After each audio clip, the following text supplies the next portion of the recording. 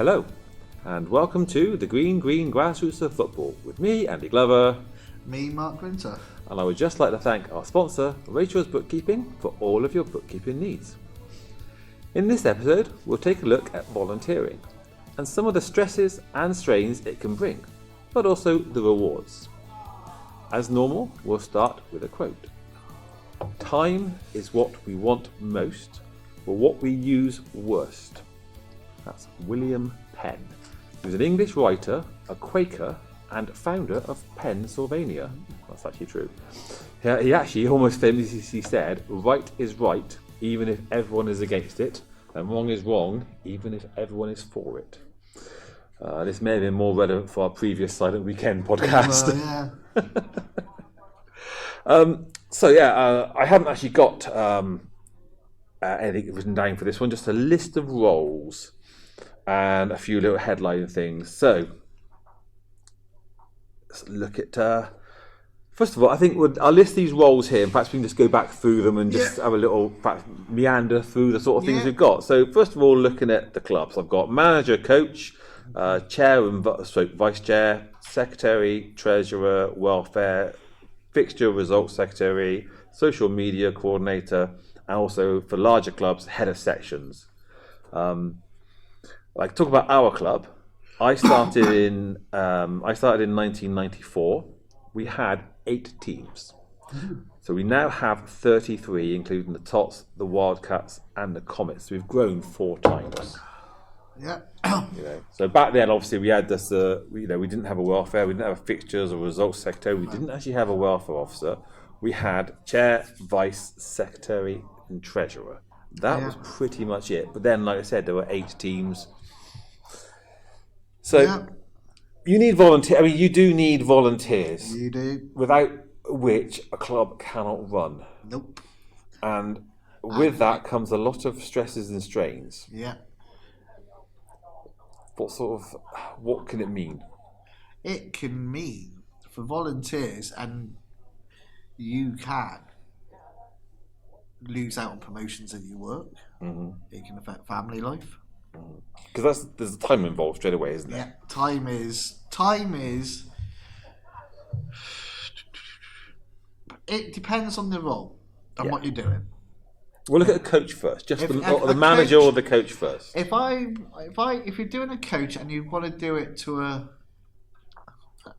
you want to do it to a standard that makes it worth for the girl. You're giving doing justice to the players who play for you. You are looking at 15 hours a week. If you train once a week, that is, say you train an hour and a half. Yeah, which is what I do. So you train an hour and a half, you'll probably spend a good hour to 2 hours planning that session out. You are then looking at, and then obviously you including that 15 hours is travelling to and from training. So a training session, setting up. So you're looking at between 3 hours, an hour and a half training sessions, 3 hours as a minimum. And then by the time you've had it set up, the prep and stuff, you're probably looking at 5 hours for an hour and a half training session. Yeah. As a rough guide. You then probably will then and ah wondering what your squad is, depending on how many's on your squad and who's going to play, blah, blah, blah, blah. That's probably another hour, subconsciously. You are then looking at, obviously, your games, when you go to a game and stuff like that. It's probably another 3 to 4 hours on a Sunday. Your Sunday morning's gone. And then you've got to put the admin in. So you've got to put the results in, get everything ready and everything like that. So, total it up, you're looking at 12 to 15 hours. As a coach, if you train once a week, play once a week, 12 to 15 hours. I would have thought that'd be about right. Yeah.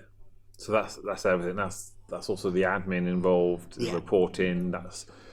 They're not talking about start of season signing on. They're not talking about end of season sorting out things like trophies, or even if you want to go on tour. This is just the general drumbeat of the season. Yeah.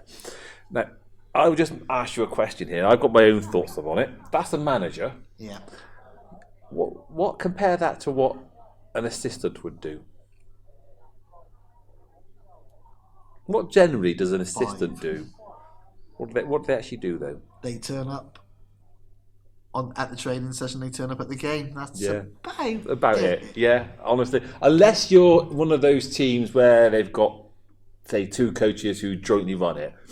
Essentially, the manager just takes it on, because I've got 3 assistants who basically are now slowly taking over the juniors for me. But they are, normally I still run the juniors, and Simon, Marius and Dan assist there, but they are slowly going to be taking that over.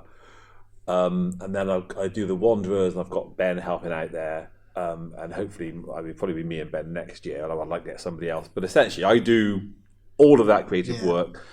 In fairness to Simon, he's doing a lot more now. But before that, I did everything, and all the coaches would turn up, and a lot of the sessions were set ready, and they'd turn up and they'd go, and they'd turn up for the games and they'd go, and that's it. So a manager and his coach, unless there's a very special half and half split, it's very much 95% all the work done by the manager, 5% by the coaches. I mean, it's different. It's weird because, as I said, obviously the setup that we've got at the moment. Oh, and sorry to interrupt. When you say they'll do 5 hours, so if you're the manager, I know you coach slightly different because you let some of your coaches take on. But for me, I run a lot of my coaching sessions, so I've also set up and I've instructed the coaches. This is what we're doing. So yes, they're joining in, but they're doing it to my instruction. And in the games, I've set up the team to organise the team. Yes, they'll give their voices as well, so it's a joint voice thing, but I've already set it all up. I've usually set the barrier up as well. So they're there as well, but who's giving the majority in most teams, even when there's coach, even when the coach is there for the game or training, who's still giving the majority of the thought? It is the manager. I mean, I've got one coach currently who's there at the same time as he's putting in a lot of effort, but generally I will be there, and some of the assistants turn up 5 minutes before the players, if not after the players, and thanks for that. And again, it's the balancing act. It's with some coaches and stuff, and again, you can't criticise them because they are still giving up their own time and doing stuff. But you do sometimes feel as a manager, well, hang on a minute, I've been here an hour before you've turned up, then and then you want to take out, and hang on a minute, no. But again, even if you're a manager and you're volunteering your time, you can't have an ego. You've just got to go. You have got to go with the flow. There's a thing when we're volunteers, even as a manager with your assistants. Again, they're volunteers. They're not staff. No. They're not being paid. No, none of us are. So it's one of these things. If you're the manager, and I think in some ways managing with volunteers is harder than managing staff who get paid. Yeah. Because at least if you're paying somebody, some of the times they probably have got to go along with a lot of it because you're paying their salary, or you're the boss that, when they're volunteers, if they don't like what you're saying or what's happening, they go, well, I'm just going then. Because they ain't going to lose anything financially from it. So you've got to have that balancing act of, you might end up having to put a lot more in, but you've got to be the one that, you have got to take into that. Because again, it's volunteers. So, but the manager of a team will put in a lot more. When there are decisions that need to be made, it's generally the manager that has to take the flak from the parents. They won't necessarily go to the assistants. I'll be honest, I think when I was your assistant with the boys, I certainly enough, had, though, they will sometimes whinge to the assistants. They will, but I reckon they won't win. They won't have a go at the manager. Quite often they'll whinge to the assistants. I reckon in the 10 years the boys were there, I might be having rainbow glasses moment. I don't think I had more than 5 moans, and that might be, even 5 might be pushing it. Oh, we had a happy team. Not all the time. Not all the time. No, I know. But funnily enough, a lot of parents I find tend to whinge to the assistants. They don't go to the manager, and I've heard that even previous teams, assistants have come up to me and said, "Oh, they're not happy." Well, why didn't they come to me? Yeah, well, yeah. I mean, I must admit, I do have that with a few, and I think, well, I spoke to them and didn't say boo to a goose. But even our previous team, when it was you, I, and Gaz and Paul, etc. Or Lee, whatever. They come to Lee, they come to you, they come to Gaz or Paul, and then you come and talk to me and say, "Oh, by the way, they're not happy." It's like, why didn't they come to me and tell me this? Yeah, but I don't think I had that many come to me. What, when?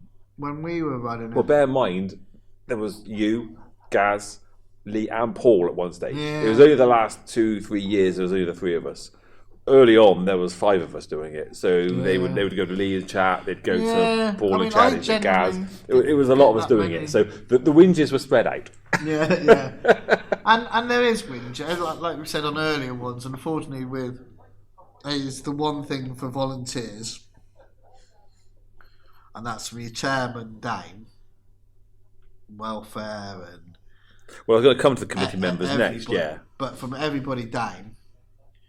It seems, I don't know about rugby and other sports, but from what my daughter's in, generally the volunteers get a lot more grief in football than they do anything else. Yeah. I think because it's a national sport and so many play it, they all think they can run it, and they probably can run it, but then get involved. I mean, and there's a misconception. I one of them, and it came back. Where you're all well paid. Yeah. Hang on a minute. Yeah. Where's that come from? 0 to negative. Because I think what you find with most volunteers, with managers and everybody like that, is they actually put money out of their own pocket. Yeah. I'm well down over my years of doing this. And I'm well out of pocket of things I bought. Either for the team, not for the club, but for the team that I bought for the team. Yes, it's been for my use for the team. I haven't handed to the club. It's been my team, but I've still paid for it. Yeah. Number of footballs I bought, even the current barrier we use, I bought that because it stood out differently. I want to make sure that I always had a barrier, so I bought the barrier that I use. I mean, it's frightening. I even bought the podcast material. I'm only going to say this because I know my good lady doesn't listen to this. Well, she'll end up listening to this one. But we got an event a week Saturday, and I'm putting on pastries and juices. It's £70. Pretty sure I'm going to be the one that ends up paying that. Hopefully not. I mean, this is the thing. I mean, if we do things properly, we should be able to put our receipts into the club if we're fundraising and get these things back. I mean, but you do it to promote and everything that you're. It's a hobby. You do it because you love what you do. Yeah. You love the smiles on the face of the boys and girls, and you love the club you're doing it for. And it's and it does. It becomes when you do become it becomes your life. Yeah. And with all volunteers and stuff, there are X amount. There's people at the moment who don't like me in the club. There's people that I'm not overly keen on. But you have utter respect. I personally have respect for them. I will not agree with how they're doing things or what things they're saying. But they're volunteers that are giving up their time. And no matter what, you cannot ever criticise anybody who does that.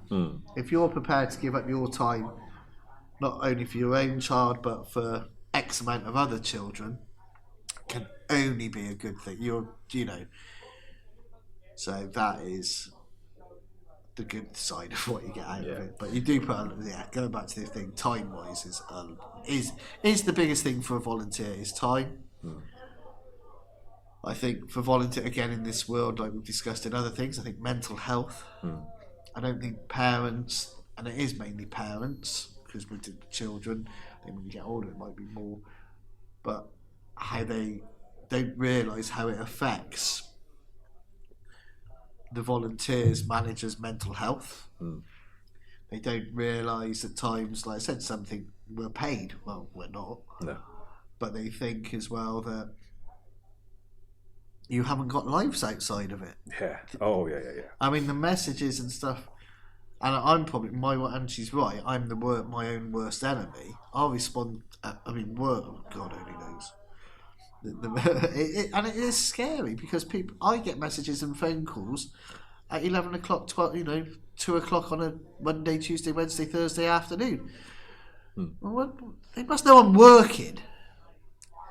And then suddenly I have to go off and take a call. And I've looked at my manager walk past me and he knows I'm talking about foot. And hey, work? Then what the hell is that? And I could be gone for 15, 20 minutes. And you go back and they look at you and think, well, yeah. So that then means I've got to work an extra 15, 20 minutes or put in more work and stuff like that because they're free. It might be their lunch break. It might be their thing. And they don't come across. So, and like I said, for say swimming's the classic example. Amy is at a good club. She's getting close to county levels. My daughter. She's been there 3 years, maybe 4 years now. I've messaged her coach. Never. Yeah. I guarantee. I mean, we're doing this an hour and a half. Yeah. If I go to my phone now, there are... We've been here an hour. We've been here an hour. An hour. So there's 1, 2. There's already 4 different messages. For those wondering why this is such a short podcast for an hour, we've already recorded the Silent Weekend podcast tonight. That's why. So there's 4 different group messages to do with Fry's football in that 1 hour. Yeah. Quite a few. And it's like, I mean, on a Saturday morning, so we're training here, it's the only time I don't look at the phone. I can always guarantee it's nearer 20 different people or groups have messaged me about something in 4 hours on a Saturday morning when I'm down here. And that's worse when it's bad weather. Yeah. And so, and I get a but from where volunteers are now and the joys of WhatsApp and God knows what else wasn't there 20 years ago. Ooh, they now think that we are just there all the time for them, and I'm probably the worst enemy that I probably should let them sit on it for 24 hours before responding. Oh yeah, I'll quite often see messages and I won't bother answering them. Yeah, I'll leave it for a while, then I'll come back to them because I'm like, no, I'm doing something else. I'll come back to you. So I'll answer straight away. I answer as soon as I see it. People in my team, I'll answer as soon as I see it. But if I'm busy or whatever, then I'm like, I'll come back to that when I'm ready. Get a break or whatever, because like you said, otherwise it can take over your life. Oh yeah, without a doubt it does. So that was coaching, but there's committee as well. Yeah. Obviously, I mean the chair, vice chair, tends to be very much around meetings normally, as in a club, a general club, around the meetings and anything that's just strategic based. And if your club's running happily, then there's not a lot going on. So when this building shut back up, the old one, Fry Club building shut and Sold Up Pavilion opened, our chair Bernie had a lot of sort of interaction with the people who were managing the management company as it were, who were running it then. There was a lot of involvement between him then because, we were looking to see what we could get, what it's going to mean for us as a club moving down here. So a lot of interaction then, but now we're down here, we're settled, a lot less as a chair to do. Yeah. I think the busiest one always used to be the secretary. Yeah. As a club, we've diluted that role massively. We've really distributed the roles out. I mean, I'm going to say because I am one of them. I think the 2 biggest roles in this currently is the head of the sections. Yes, which used to be the secretary's role.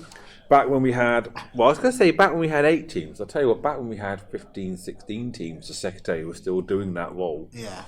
And they'd go to all the meetings. They do the secretary role, and that was also fixtures and results. Yeah, that's all the same thing, all done by the one person.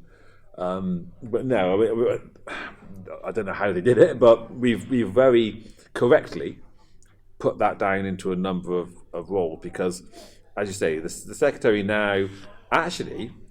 We've gotten to a point where we've almost made the secretary's role redundant.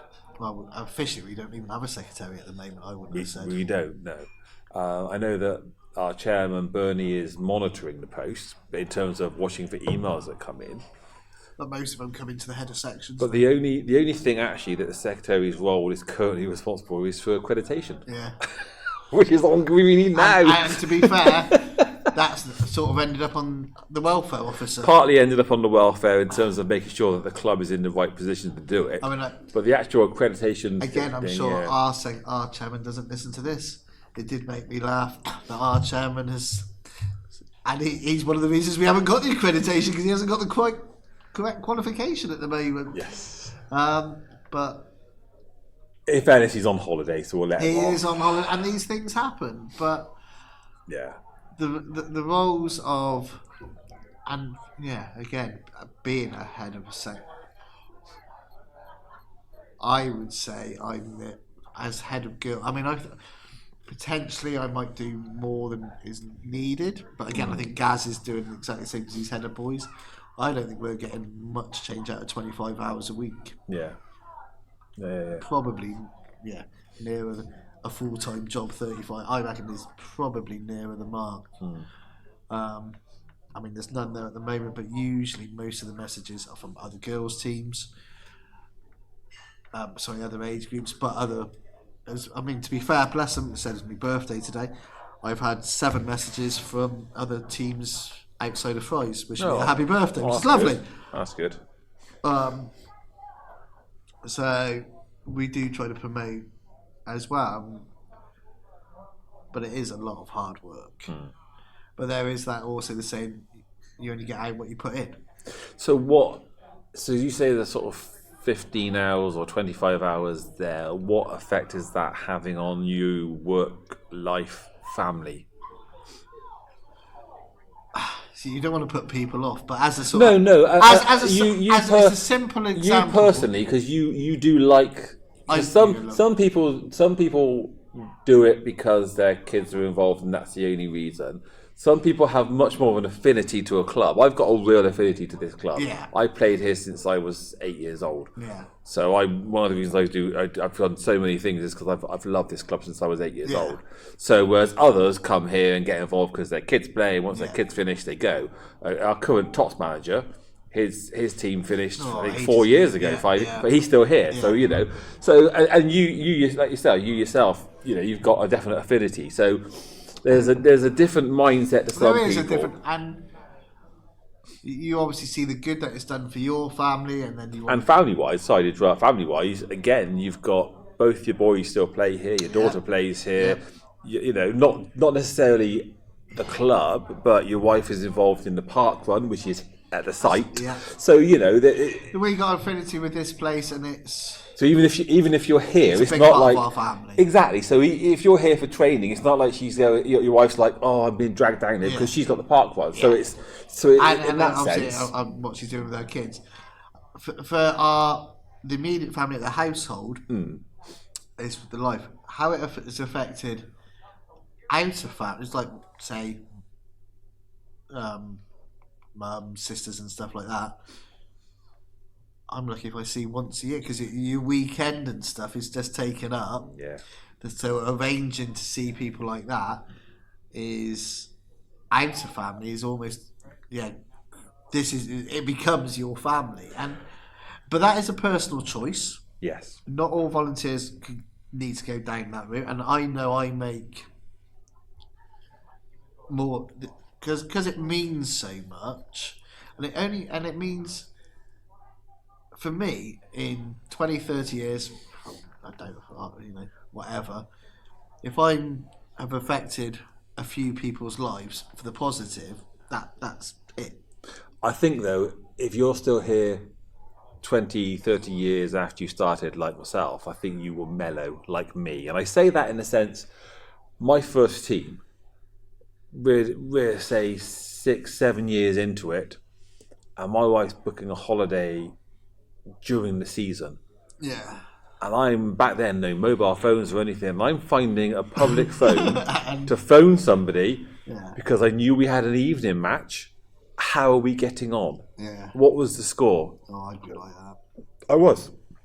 Why on earth did you book a holiday during the season? Yeah. Now, 30 years on, 25 years on, I'm much more mellow to the point that family is much more Yeah. not much more important, but, because But it to be was fair, important it back should be, then. yeah. But I'm much more mellow about the whole situation. So actually, once every 2.5 months, my wife and I will make time to go and visit grandchildren who Yeah. live away. And if there's a game on, it's like, okay, guys, this is the team. Here's the kit. Here's who you're playing. Here's where you're going. Let me know how you get on. And to be fair, And that's more regularly. Whereas back then it was one holiday, and I was phoning up. How dare you book one holiday? Got a more healthy attitude to it. But but that's what I'm saying. When I first started it, after 8 years of being there, I was like, why are we away? This is now 30 years into it. Yeah. So it's taken me 30 years. Taking 30.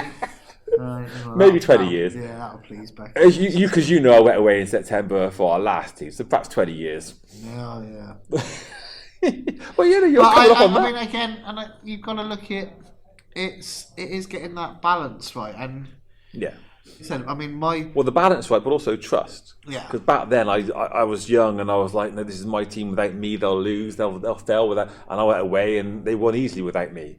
Back then. But now I'm much more trusting in the people around me, and it's like these are my coaches. Here it is. Off you go, guys. Trust with the ones around you, and you do have to.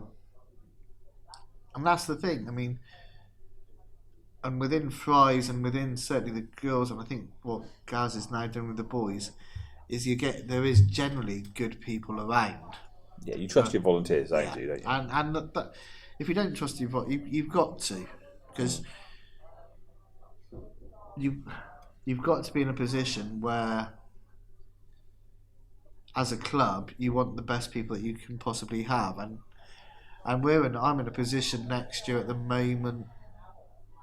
I mean, it's a pain, but we're in a position where there'll be 2 new girls teams, I think, next year. Neither have a manager at the moment, but we've got people interested in at least one of the teams, I know, but it's just whether they'll do whether they're right, and they have to be right. But whether they also will have time to do the coaching roles and everything else in between now and then as well. They have to do that as well, and they have to show commitment, and they have to show exactly. And whether I'm potentially too fussy on the people, that if they're not as committed, then if they're not committed to begin with, I'm probably not that keen on them, if I'm being honest. Because generally, certainly within, I can only speak within the girls, all the managers, in fact, all of them now, don't agree with everything that they all do or say at times, but their commitment and their heart and everything that they do is 100% in the Fry's way. And that's what you can ask for, isn't it? Yeah. And they are all absolutely awesome, and they all generally are going in the same way. Yeah. And that's what you want. You do want people who have the same philosophy as you want as a club. But you can't ever criticise anybody who volunteers their time. No, that's right. Looking at the other committee roles, we don't have currently a social media coordinator, so I really couldn't tell you the amount of time they could do it. But I do social media for another company, and that is ramping up. So I know that actually that you could, the bigger you get, you almost need sometimes a full-time social media coordinator, because if you had somebody who was properly into it, who had the time, you could have people down at training sessions creating media, at matches creating social media content, to the point where you could actually have a full-time social media coordinator who, in the sense of actually not just posting, but actually creating the content, coming down here, training nights, match days, it could almost be a full-time role for somebody. Treasurer, I mean, our treasurer, I know he does, because of his work commitments, I know he does most of it on a weekend only. He used to be involved in the team, though. He was a manager, and he was a manager and the treasurer at one point as well. So he was doing both roles. Now he's just a treasurer. I know that because of work and stuff, that it's basically, I think he does basically Sundays, which is, I mean, that's fine. Obviously there were times like during the build-up to our tournament when we we should just check the accounts a bit more often, but it is what it is, And then there's the welfare role. Now, as I can talk about that a bit more. You are the welfare officer. I am the welfare officer.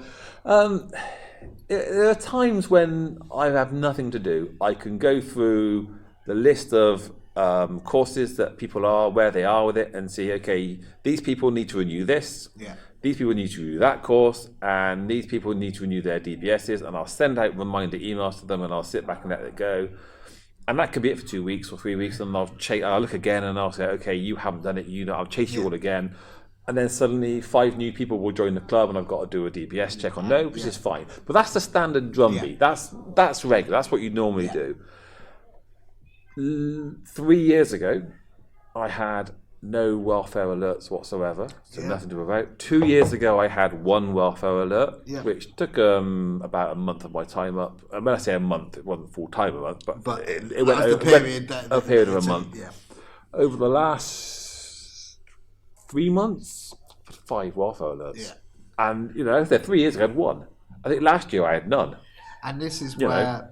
Sorry, 3 years ago I had none. Sorry, 2 years ago I had 1. But last year I don't think I had any. And then this year I've had 5 in the course of sort of 2 or 3 months. When you look at the but again, and then the time it takes, but also the mental strain it puts on. The mental health, of me trying to, one, there's the confidentiality, there's making sure I'm doing it correctly, doing right by the people being alerted for, but also the people who are being alerted about. Because just because they're being alerted about doesn't mean that they are actually in the wrong. No.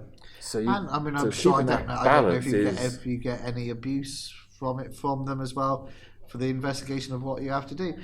And as Fry's as this example, as you said, 18's 33 now, is just 1 welfare officer enough? As volunteers. Not. I think we discussed this not on a pod, but me and you probably discussed this privately, whether we now need a deputy welfare boys and a deputy welfare girls to report to the welfare officer. I think, but I say that not as reporting, but as in essentially 3 people doing it. I mean, because basically the teams have gone from 8 to 33, but the setup hasn't changed. Apart from you've now got head of girls and head of boys. Well, it has changed because when we had 18, we didn't actually have a welfare officer. Well, no, but we should have had. We should have had. Yeah. And we didn't. And rules and stuff have changed. I think we probably did, but only in the sense of more. It was just it all went through the secretary. Yeah. Everything went through the secretary. And so things have changed, and it's a draining role. The welfare officer, but all of them are. Yeah. I mean. Yeah. Absolutely. I have a thing now, and we try to arrange. I don't know, somewhere between say half a dozen and a dozen events a year of different types. I mean, with classic, we've got the 26th of April. We've got the Family Fun Day.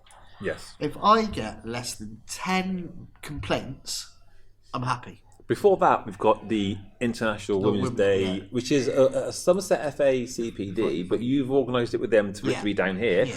That means organising players to be down there to run it, asking all that, making sure as many coaches as we can get down here as well. Yeah. So there's all that involvement as well. Yeah. I mean, that will take. So you start to be organised with the county first, and then, like you said, on the 28th, it's kind of the big club event. Is the big club event, and that's. And not only the months, and it takes months to do before. I mean, I've had messages today, still getting the costings in, and God knows what else. But at the end of the day, once it's all done, and X amount of money's come in, and we've done that, I am expecting 10 complaints. Yeah. Over one thing or another.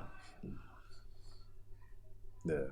And can't get the paint, can't get the dust out of the hair. Can imagine it. God knows what it'll be. I can't get the colour out of her hair or his hair, or the clothes are ruined. Or it was. I've even had complaints. It was wet. It was rain. Why are you doing it in April? It's rain when it was rain. Well, bloody hell's bells. I don't know. Because it's more likely being here. So you get complaints, but it will take. It takes so much time. I think.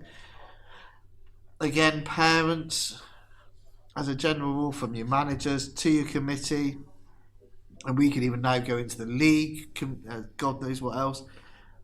It all takes the negative is the time and what it takes away from your own personal life. The positive is the good that you will have on people. Yeah. And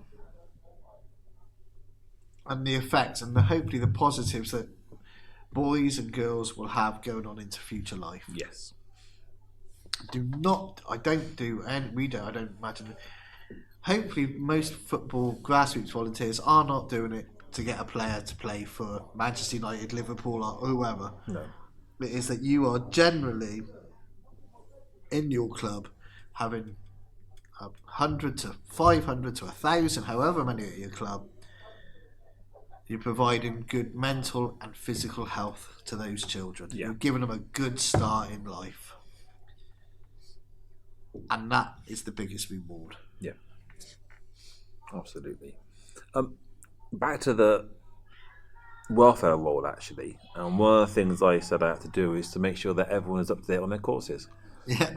Courses. As volunteers, Take time. the FA mandate that everyone must have safeguarding children course. At least one person within each team must have concussion guidelines. Yeah. It means at least one person within each team must have introduction to coaching, which also comes with the emergency aid course, as well as the safeguarding children course. Safeguarding children is renewed every 3 years. 3 years. Emergency aid is renewed every 2 years. Yeah, 2 years. So there's all those things that have to be done, and a DBS is not a course, but you still have to spend the time to sort of get your stuff, find your stuff, do that every 3 years. But all those courses, as a volunteer, you now are mandated to do. Yeah. You know, two of them, at least one every 3 years, and then somebody in the team has to do the others. Either one person or you spread it out. So again, that's time. And you don't want one person to have all those, because that person either leaves or is not available. And the FA turn up and say, okay, who's got concussion guidelines here? I was on holiday. So what if someone gets concussion today? So you need 2 people at least in every team to do it. And it is all, again, it's time. I think the FA is right in having you need all this. Yeah. And I don't know how other clubs do it, but how Fry's do it is the coaches pay for it up front and then we give them the money back. So again, that's a cost because again, if, like I said, the treasurer does it at weekend, so you could be on a holiday, so you might not get your money back for 2 or 3 weeks. For some people, that's off-putting, especially if some of these courses aren't cheap. They are gradually getting more and more expensive. They've kept the introduction down to 100, but if you then say, actually, I'd like to benefit the children I'm going to be supporting for the next 10 years and do the next one, that's actually almost £600. Yeah. What? Yeah. And then the 12. And then 12 or 13, depending on the next one. Again, the FA... Again, I'm sure they won't listen to this. What a wonderful thing for the Premier League or Sky to say, I tell you what, this year or going forward, instead of paying Premier League, Sky say instead of paying the Premier League teams £6 billion to watch the games, we'll pay them £5.75 billion, and the rest of it we'll pay for all the courses. For everybody, how nice would that be? I mean, that would be awesome if they did that. That would be awesome. And again, that would help develop the clubs. Yes. Help develop players, encourage more coaches to do the courses. X, Y, Z. But I think we've gone through that in the previous podcast. But again, a number of times I think we brought up, because it is a particular bugbear both of ours, isn't it? It's why should you're volunteering your time and blah blah blah. Why should you have to pay money? Yeah, you're volunteering. You have to have these qualifications, even though you're volunteering for the support to help support, like you said, physical and mental well-being of children. By the way, you have to have this course, and by the way, here's the cost you have to pay. Yeah, absolutely. I mean, a classic example. My son is looking to do, and he's 16 years of age. So even to do level 1 and his safeguarding, his first aid and whatever. Is £170 in total, or whatever, about 160 quid to pay. But he's 16 years old. Yeah, I know. He's got to find that money, or parents have got to find it, got to find it. Yeah. And he volunteers his time. He volunteers 3 days a week. So doesn't get paid. No, of course not. And yet he's got to pay to volunteer. And it's nuts. Yeah. When you think about it logically, what the FA is asking volunteers to do is nuts. Especially as I understand why all these courses used to cost money when you'd have to pay for a coach and everything else. To turn up, but now it's all online. Yeah. But So anyway. it's a money maker for them Yeah. now. All right, we'll wrap up. Rewards. I mean, I've got a few little things here. Just the smiles on faces, the joy it brings, fitness, new friends, and personal experiences like charity events or the tour we went on. Yeah, I mean, for me, and we've had it with the girls, but for our team, when Finn McGuinness scored. Yeah. So that's the joy that it brings, not just to him, but to the players and the parents. And that moment there, and what was that? 7 years ago, 8 years ago? A bit longer, I think. Yeah. But the joy it brought, yeah. And it's still now. Yeah. Was a huge.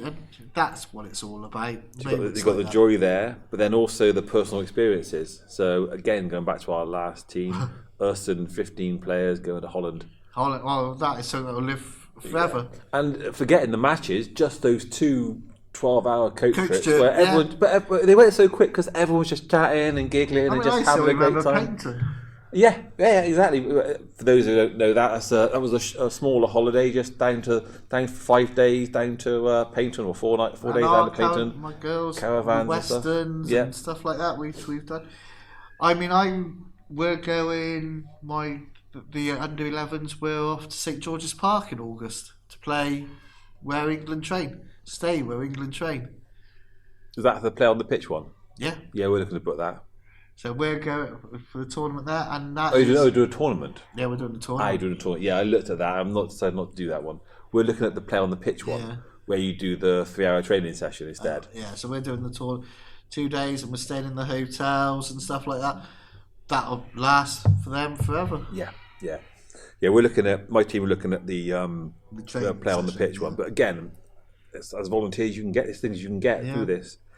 Like I said, there are rewards. These are and of all, mostly we've just spent 40 minutes tearing it down. Yeah. The rewards far outweigh the downsides, because otherwise we'd have given up long ago. Yeah. And yet I'm now in my 30th or 31st year, and there's a reason I'm still here, because the rewards far outweigh the downsides. Yeah. And I think that's it, isn't it? All right, Mark. Anything else you'd like to add? No, that's all good. I said I would volunteer if you're there. Give it a go. I think that's it. Without volunteers, it doesn't work. It doesn't work. Happen. Children can't do it. So much as we've just said how hard it is very, very rewarding. And it can be rewarding, yeah. So I would say to anybody, please do get involved with your local club, your local Cubs, Scouts, girls, whatever it is, anything, swimming club, karate, jiu-jitsu, whatever it is. Get involved, because without it, these people, our children, can't do these things. So All right, Mark, thank you very much. Cheers, Andy. Thank you. Listeners, thank you very much. Thank you. See you next time. If you like this podcast, then please email us your questions, comments, random thoughts, anything you want to share with us at greengrassroots@gmail.com. You can contact Mark and Andy through X at Fry Club JFC, on Facebook via Fry Club Junior FC, and the Fry Club website is www.fryclubjfc.co.uk. You could also type out a fantastic review on Apple Podcasts or give us 5 stars on Spotify. You've been listening to a We Haven't Got a Clue What We're Doing production, produced and edited by Andy Glover.